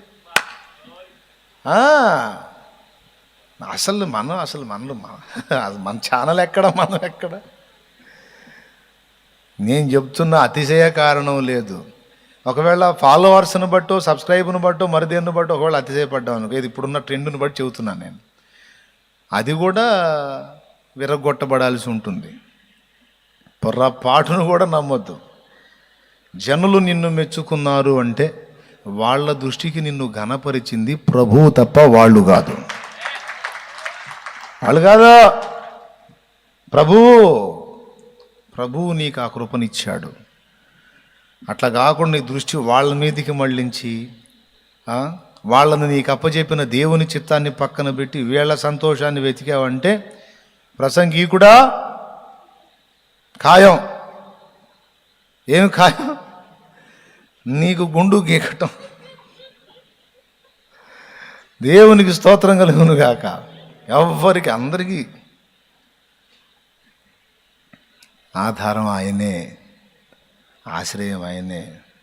కొంతమందికి దిగులు, వానికి అంతమంది ఫాలోవర్స్ ఉన్నారు, నేను ఎంత కష్టపడినా నాకంత ఫాలోయింగ్ రావట్లేదు. What is this? ఏముంది మొన్న చెప్పింది, దట్ ఈజ్ వంకాయ పుల్స్.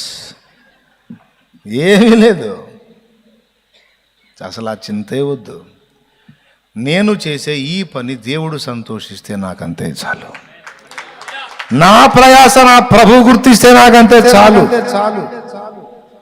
ఆయన కొరకు, ఆయన మహిమ కొరకు, ఆయన పిల్లల రక్షణ కొరకు నేను పడుతున్న కష్టం మనుషులు గుర్తించకపోయినా నా యేసు గుర్తిస్తే నాకు చాలు. వాళ్ళు నాకు భజన చేయాలన్నది లేదు, వాళ్ళు నాకు జేజేలు పలకాలన్నది లేదు. వాళ్ళ భజన జేజేలు అంతా నాకు తెలుసు అని అనాలి. అప్పటిదాకా పౌలుని పాము గరిసేసరికి వీడు తేడా అన్నారు, వీడు ఎంత భయంకరమైన పాపియో అన్నారు. ఎవరు? మెలితే ద్వీపవాసులు. ఆ పేరు కూడా విచిత్రంగానే ఉంది, మెలితే అని అన్నారా? సరే, తర్వాత ఏం జరిగింది? పాము కరిసినా కూడా విషం ఎక్కకపోయేసరికి ఇతడు ఒక దేవత అన్నారు. లుస్త్రలో బలహీన పాదాలు గల పుట్టుకుంటే అయిన మనుషుని స్వస్థపరిచినప్పుడు పౌలు బర్నబాలని హెర్మే ద్యుపదీలు భూమి మీదకి వచ్చారని పూజారి ఎడ్లను కూడా తీసుకొచ్చి వీళ్ళ ముందు బలియడానికి సిద్ధపడ్డారు మనుషులు. వేరే ప్రాంతం నుండి యూదులు వచ్చి ఆ జన సమూహమును పౌలుకు బర్నబాకు వ్యతిరేకముగా తిప్పగా, అరే అప్పుడప్పుడే కైసా చేంజ్ హోతా హై భాయ్ దిమాగ్, అప్పుడప్పుడే ఎట్లా మారిపోయిద్దిరా అయ్యా మైండ్. అరే అప్పుడప్పుడే పొగుడుతావా, అప్పుడప్పుడే రాళ్ళు తీసుకొని కొడతావా? అప్పుడు వాళ్ళు ఏం చెప్తారో తెలుసా? వాళ్ళని అడుగుతామన్నా, అరే నిన్ననే కదా పొగిడావు, మళ్ళీ ఇలా రాయి తీసుకున్నావు. ఏమో అన్నా, నిన్న నాకు అలా అనిపించింది, ఈరోజు నాకు ఇలా అనిపిస్తుంది. రేపు ఎలా అనిపిస్తుందో తెలియదు అని కత్తి కూడా తీసుకోవచ్చు. ఒరే నీకో దండంరా, నీ ఫాలోయింగ్, నీ తలకాయ. దేవునికి స్తోత్రం, హల్లెలూయా. మనుషుల మెప్పు అది. అప్పుడప్పుడే భజన, అప్పుడప్పుడే మళ్ళీ రాయి, అప్పుడప్పుడే ప్రశంస, అప్పుడప్పుడే తృణీకారం. దేవుడు చేస్తాడా? జరిగిందా లేదా? పౌలు బర్నబాలకి పూజారి ఎడ్లను మరి తీసుకొచ్చి దేవతలు మన ముందుకు వచ్చి, దేవతలే నిలబడ్డారా చూస్తారేమిట్రా తండ్రిరా అన్నోళ్ళు రాళ్ళు తీసుకొని కొడితే చచ్చిపోయాడని పౌలను పక్కకి ఇచ్చారు.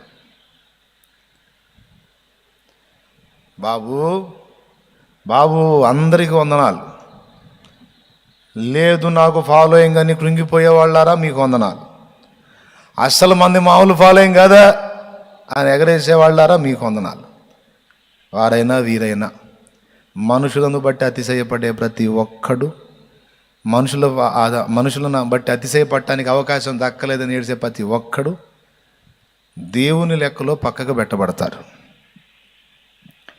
మన దృష్టి మనల్ని ప్రశంసించే మనుషుల వైపు కాదు, మనుషుల ఎదుట మనల్ని ఘనపరిచి మనల్ని వాడుకుంటున్న ప్రభు వైపు. అన్నా అసలు ఎంత గొప్ప సంగతి అన్నా మీరు అంటే, ఈ భజన వెంటనే అటు తిప్పాలి, వాళ్ళ భజనకి చేతులు అడ్డం పెట్టి పైకి తిప్పాలి. ఆ భజన నీకు తగిలిందా అవుట్, ఇక ఇంకా ఏముండదు, ఇక అయిపోయింది. ఇక రెండో సౌలులాగా, ఇక రెండో సౌలు ప్రతిరూపం భూమి మీద వచ్చేస్తుంది. ఇక సమస్య లేదు. మంది కాదు స్తుతి, మంది కాదు ఘనత, మంది కాదు మహిమ. మాకు కాదు యెహోవా, మాకు కాదు. దేవునికి స్తోత్రం. ప్రభువా మీకే దేవునికి మహిమ కలుగునుగాక. కాబట్టి ఇది మీరు గుర్తుపెట్టుకొని, దేన్ని బట్టి కూడా మనకు అతిశయ కారణం ఉంటే దాన్ని దేవుడు పనిగట్టుకుని విరగొట్టవలసి ఉంది. దేవుడు జోక్యం చేసుకోనక మునిపే నీవు గుర్తుబట్టి ఆ విషయంలో విరిగిపోతివా నీకు మేలు. దేవుని చేతిలో నువ్వు ఆశీర్వాద కారణంగా ఉంటావు. ఏబు వలె రెండంతల దీవెనకు పాత్రురాలివి అవుతావు. ఆ తర్వాత నీటి యోరను నాటబడిన చెట్టు వలె, 2 చోట్ల ఈ మాట వాడాడు. కీర్తనల గ్రంథం 1 కీర్తనలో ఇదే మాట మాట్లాడాడు. మొట్టమొదట చూడండి, కీర్తనల గ్రంథం 1 కీర్తన. దేవుని మాటను ఆధారం చేసుకున్నవాడు నీటి యోరను నాటబడిన చెట్టు వలె ఉంటాడు. యెహోవా ధర్మశాస్త్రం నందు ఆనందించుచు. దేవుణ్ణి ఆధారం చేసుకోవాలి, దేవుని మాటను ఆధారం చేసుకోవాలి. అర్థమైందా? దేవుడే మనకు ఆశ్రయం. అక్కడేమన్నాడు? ఏవేమో తన స్వీయత విషయంలోను, స్వనీతి విషయంలోను, సొంత మనుషుల విషయంలో అన్ని విషయాల్లో విరిగిపోయాడు. ఇక ఏదైనా నా ఆధారం, ఆశ్రయం నువ్వేనయ్యా అనేశాడు. శబాష్, నచ్చావు నాకు.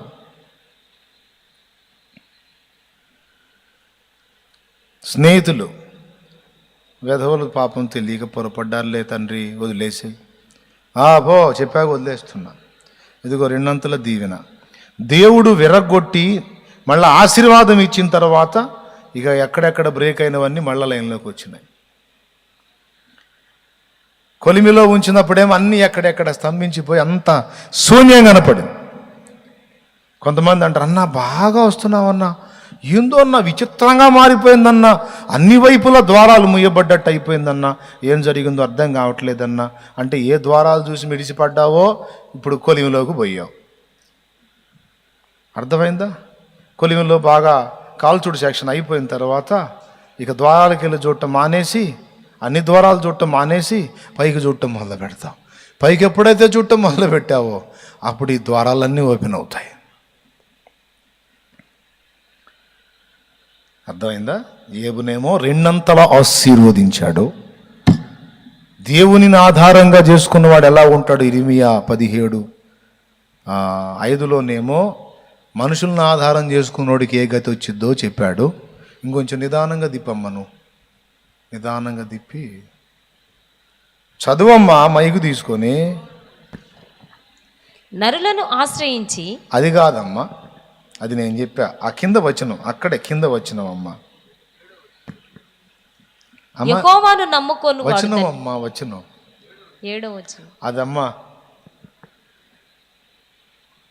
పైనేమో 5వ వచనంలో ఏం చెప్పాడు అబ్బాయి? మనుషులను ఆధారం చేసుకొని దేవుణ్ణి పక్కన పెట్టినోడు శాపమును పొందుతాడు. మనుషుల్ని పక్కన పెట్టి దేవుణ్ణి పట్టుకున్నవాడు ఎలా దీవించబడతాడో చెల్లి చదువుతుంది. చూడండి 7వ వచనం చదువురా త్వరగా. యెహోవాను నమ్ముకొనువాడు ధన్యుడు, అదే యెహోవా వానికి ఆశ్రయముగా ఉండును. వాడు జలముల యొద్ద నాటబడిన చెట్టు వలె నుండును.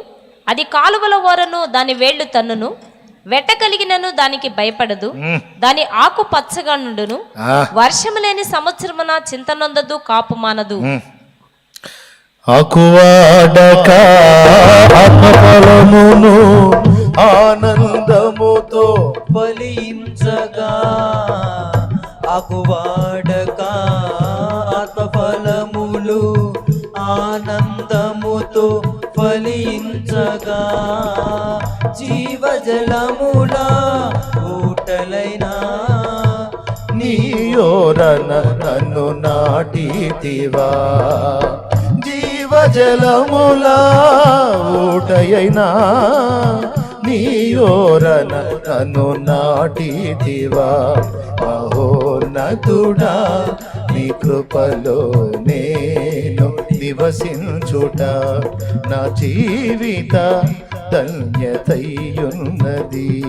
మహోన్నతుడా నీ కృపలో నేను నివసించుట, మహోన్నతుడా నీ కృపలో నేను నివసించుట, మహోన్నతుడా సమర్థుడా నీ కృపలో నేను నివసించుట నా జీవిత ధన్యతయున్నది. దేవునికి మహిమ. పాపం ఎవరు కంటికి కనపడకుండా పోయారు, అందరూ పోయారు అని వేదన పడుతున్నాడు కదా ఏబు. ఆ పరిశోధన అయిపోయిన తర్వాత, విరవబడిన అనుభవం అయిపోయిన తర్వాత మొత్తం వచ్చారు. వచ్చి పట్టుకొని అక్కలు, తమ్ముడా ఏబు ఎంత లేచి బాధలు పడ్డావు నాయన, పడేటప్పుడు ఎటు పోయావు అక్కయ్య, అక్కయ్య తమ్ముడా ఏబు, తమ్ముడు ఎన్ని బాధలు పడ్డావురా, పడేటప్పుడు ఎటు పోయావురా అన్నయ్య, ఓరు అన్నయ్య కనపడరు. ఎందుకు? ఎవరిని ఆధారం చేసుకున్నంతే జరిగిద్ది, అంతే. చెప్పండి అందరూ కట్టకట్టుకొని చెప్పండి, చెప్పండి ఎవరు ఆధారం, ఎంతవరకు, ఎన్ని పరిస్థితులకి?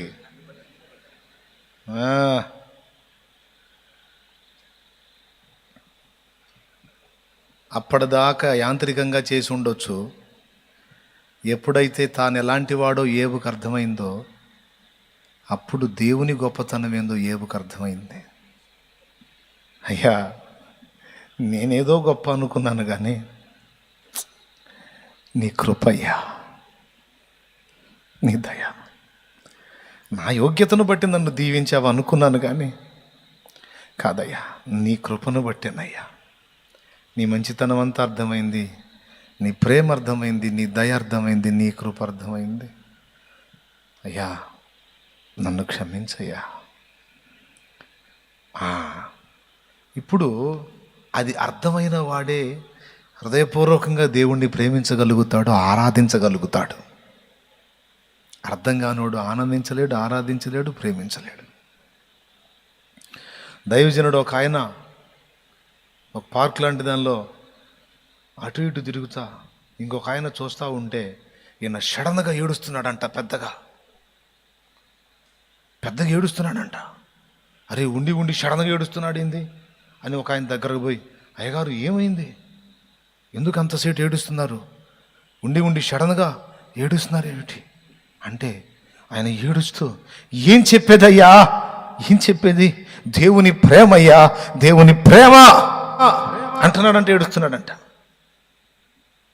అదేంటయ్య గారు, దేవుడు ప్రేమిస్తే ఏడవటం ఎందుకంటే ఆయన ప్రేమ నాకు గుర్తొచ్చినప్పుడల్లా ఏడుపు ఆగట్లేదయ్యా, ఎందుకో నన్ను ఇంత ప్రేమిస్తున్నాడు నాకు అర్థం కావట్లేదు.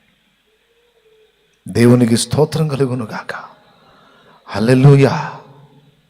నా ప్రేమైన దేవుని బిడ్డలారా, దేవుడు ఏందో అర్థమైతేనే ఆత్మతో ఆరాధించగలుగుతాం. దేవుడు ఏందో అర్థమైతేనే ఆయన కృపను పరవశించి పాడుతాం.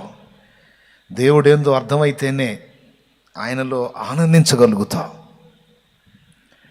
అందుకే ఆయన ఏందో, ఆయన నీకెంత అవసరమో, ఆయన నీకు ఎంత శ్రేష్ఠుడో అర్థం దేవుడు మనకు తెలియజేయవలసి ఉంది. అప్పుడు నాకు అర్థమైంది. అందుకే ఎప్పుడు వాడిన యాంత్రికంగా వాడాలంటే నాకు బాధ. ప్రార్థన చేయాలన్నా యాంత్రికంగా చేయాలంటే బాధ, ఆరాధన చేయాలన్నా యాంత్రికంగా చేయాలంటే బాధ. ఏదైనా హృదయపూర్వకంగా నాకు తృప్తికరంగా నిండు మనసుతో పాడిన, ప్రార్థించిన, ప్రకటించిన, ఉపదేశించిన, ఆరాధించిన తృప్తి కలగాల, పరవశించాలా, ఆయనలో ఆనందించాలా. ఎందుకంటే ఆయన ఎట్టివాడో కొంత అర్థమైంది, ఆయన కృప ఎంతో అర్థమైంది, ఆయన ప్రేమ ఏముంది. ఇక్కడ నేను నిలిచి మాట్లాడడానికి ఏముంది నా దగ్గర, కృపే కదా. దేవునికి మహిమ.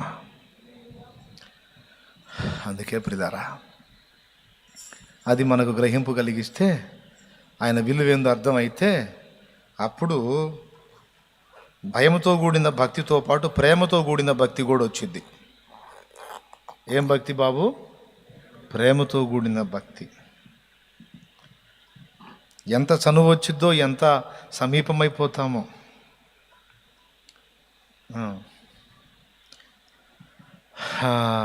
ఓ భక్తుడు పాడాడు,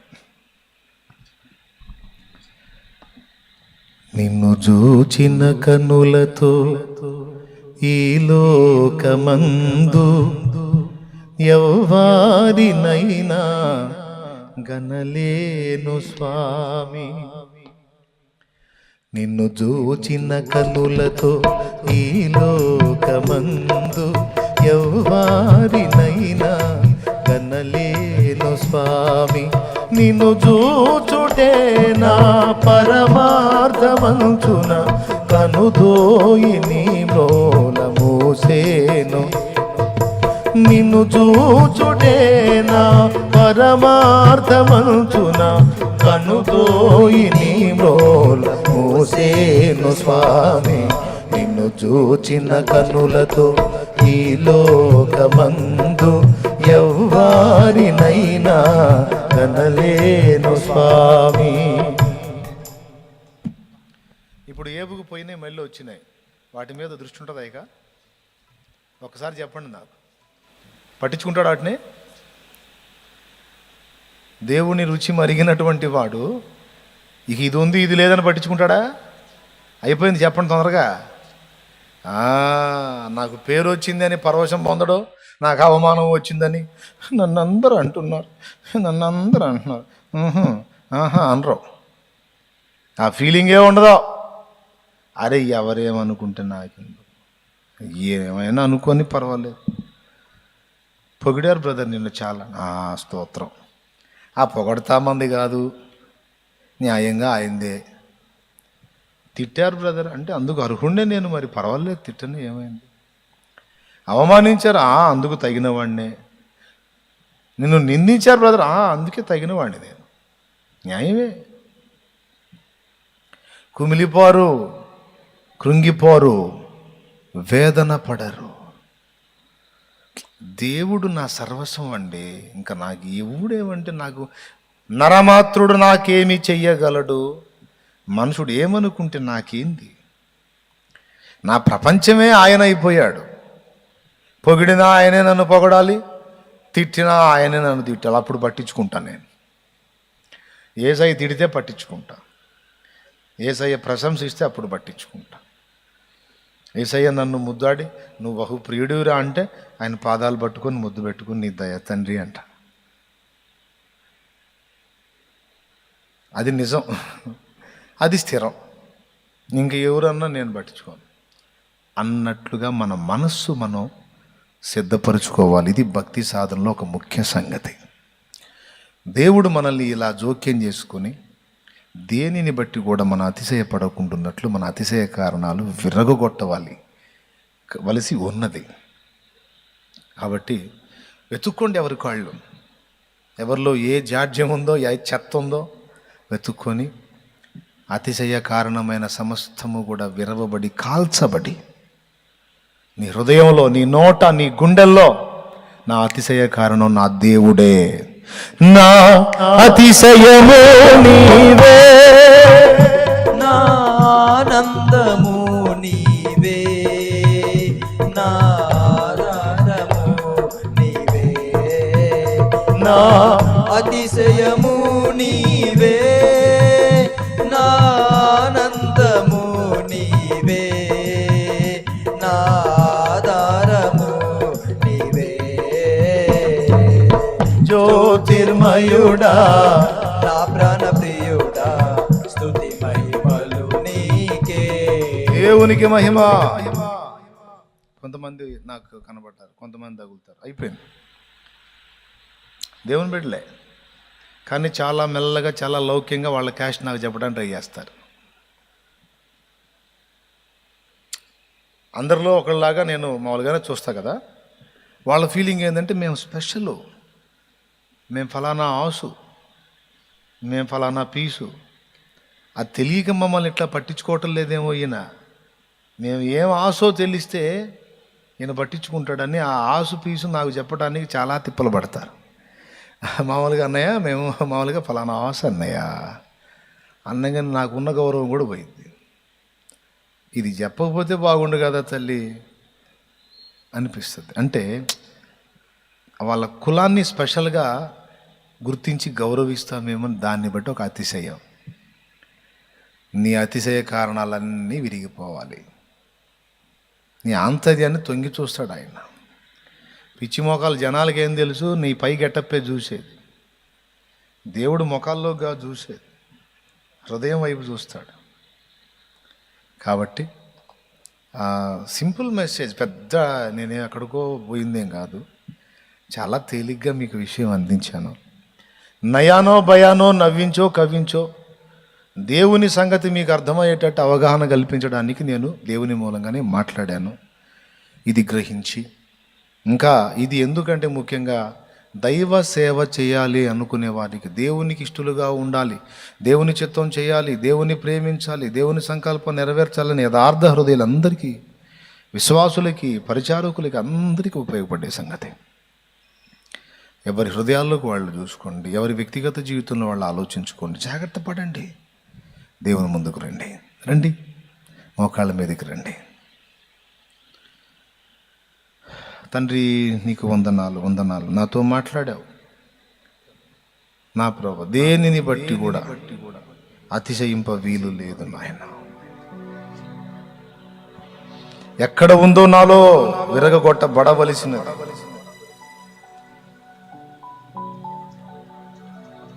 ఒకప్పుడు పిల్లలే ప్రపంచం అనుకున్నాడు, విరిగిపోయాడు. ఇప్పుడు పిల్లలు తన కళ్ళ ముందున్న ఇక పిల్లల్ని పట్టించుకోవటంలా దేవుడే నాకు ముఖ్యం అంటున్నాడు. ఒకప్పుడు ఆస్తులు ఆధారం అనుకున్నాడు, విరిగిపోయాడు. ఇప్పుడు ఆస్తులు కళ్ళ ముందున్న పట్టించుకోవటంలా, వాటి మీదకి మనసు పోవటంలా. ఒకప్పుడు బంధువులు స్నేహితులే ఆధారం అనుకొని తన సమయమంతా వారికి ఇచ్చి ఉండవచ్చు, కానీ ఆ విషయంలో కూడా విరిగిపోయాడు.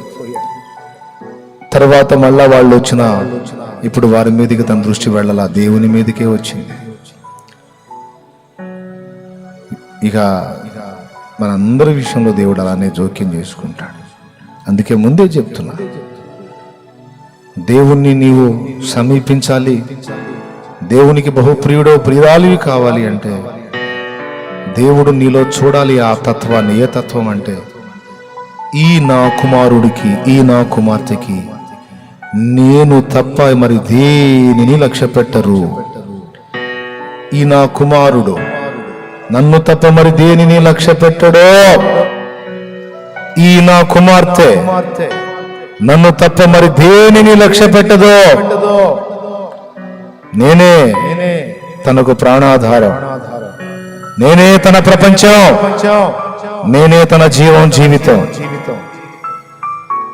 నా బిడ్డ, నా బిడ్డ, నా ముద్దుల కొడుకు, నా ముద్దుల కూతురు, నా బంగారు సంతానం, నా పిల్లలు అని నిన్ను బట్టి పరవశించిపోతాడు, మురిసిపోతాడు, ముచ్చట పడతాడు, దేవదూతలకు చెబుతాడు. ప్రార్థన చేయి. అవును యేసయ్యా, నీ అగ్ని రాకముందే నేనే కాల్చబడాలి ప్రభువా. ఇదిగో నాయనా, కార్చిచ్చులాగా నీ దిద్దుబాటు, నీ విరగొట్టేటువంటి పనిష్మెంట్ రాకమునిపే నేనే విరిగిపోతున్నానయ్యా, నేనే దిద్దుకుంటున్నాను ప్రభువా, దిద్దుకుంటున్నాను. నన్ను అనుగ్రహించు నాయన, నాకు తెలివి నీవు. ఏంది ప్రభువా, నేను అతిశయపడటానికి ఏముందయ్యా నా దగ్గర? దేన్ని బట్టి ప్రభువా? నా తెలివి పనికి రానిది, నా జ్ఞానం పనికి రానిది. దేవా దేవా దేవా, నన్ను క్షమించు తండ్రి, నన్ను మన్నించు నాయన. నీకు వందనాలయ్యా, స్తోత్రాలయ్యా. అంటే అందరం ప్రార్థనలో ఉందాం. రండి, ఒక్క నిమిషం ప్రార్థన చేసి ముగించుకుందాం. హల్లెలూయా, హల్లెలూయా, హల్లెలూయా, హల్లెలూయా. దేవా, ఈ రాత్రి వేళ నాతో మాతో అందరితో మాట్లాడినందుకు వందనాలు. నాకైతే ముందే నేర్పావు తండ్రి.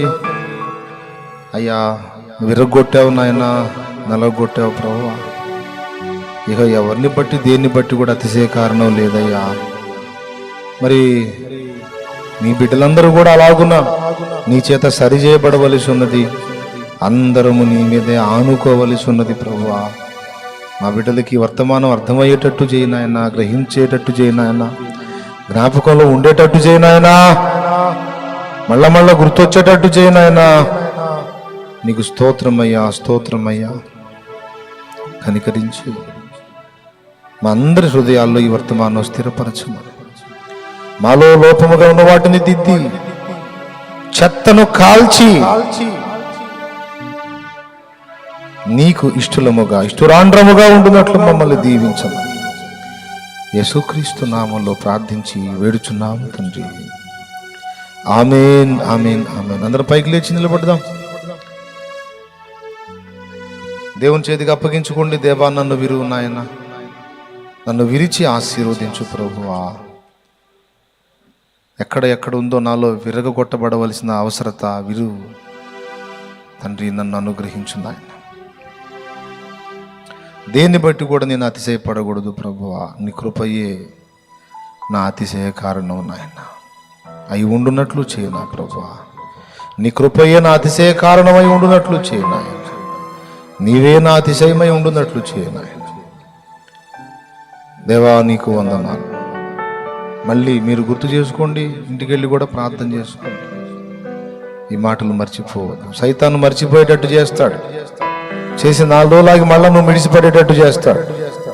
మళ్ళా మాయను నిజమని భ్రమించేటట్టు చేస్తాడు. నమ్మద్దు. దేవుని పాదాలే, దేవుని పాదాలే. హల్లెలూయా, హల్లెలూయా. లైవ్లో ఉన్న బిడ్డలు, ఇక్కడున్న బిడ్డలు, నీ బిడ్డలందరూ ఆత్మీయంగా ఎదగాలి, బలమును ఉండాలి, ఫలించాలి ప్రభు. అనుగ్రహించు.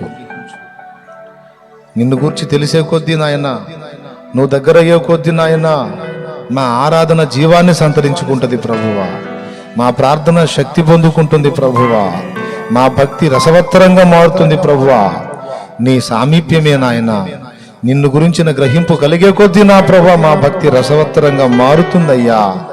కనికరించు ప్రభువా, కనికరించు ప్రభువా. జీవం పొందుకుంటుంది నాయన. దయచేసి నా ప్రభువా, యాంత్రికమైన భక్తి కాదు, జీవ సహితమైన భక్తి మేము చేయటానికి ఇష్టముతో, ప్రేమతో, ఆసక్తితో, ఆశతో నిన్ను సేవించడానికి మాకెల్లరికూ కృపద ఇచ్చావు. యేసునామమున వేడుచున్నాం తండ్రి. ఆమేన్, ఆమేన్. మన తండ్రి అయిన దేవుని ప్రేమ, ఆయన ప్రియ కుమారుడు, మనందరి రక్షకుడు, ప్రాణప్రియుడైన యేసయ్య శాశ్వత నిత్య కృప, పరిశుద్ధాత్మ దేవుని యొక్క అన్యోన్య నిత్య సహాయ సహవాస సమాధానం సమకూడిన మనకు సకల పరిశుద్ధులకు సార్వత్రిక సంఘమంతటికి సదా తోడై నిత్యత్వంలో మనందరం చేరు పర్యంతం మనల్ని నడిపించును గాక. ప్రవేశురక్తమునకు చే, ప్రవేశురక్తమునకు చే, యేసు నామమునకు సంపూర్ణ విజయం కలుగును గాక. ఆమేన్. హల్లెలూయా, హల్లెలూయా, హల్లెలూయా.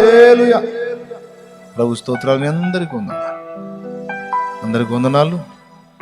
రండి, దేవుని ముందుకు వెళ్ళండి.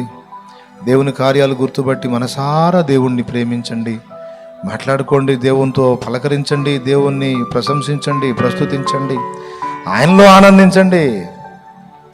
అది నిజం, అది జీవం. మంచిది. అందరికీ వందనాలు, దైవాశీస్సులు. మరి ఇక సెలవు తీసుకుందామా? నా కోసం కూడా ప్రార్థన చేయండి. మరి మీ అందరికీ దైవాశీస్సులు. సెలవు. లైవ్లో ఉన్న వాళ్ళకు కూడా వందనాలు.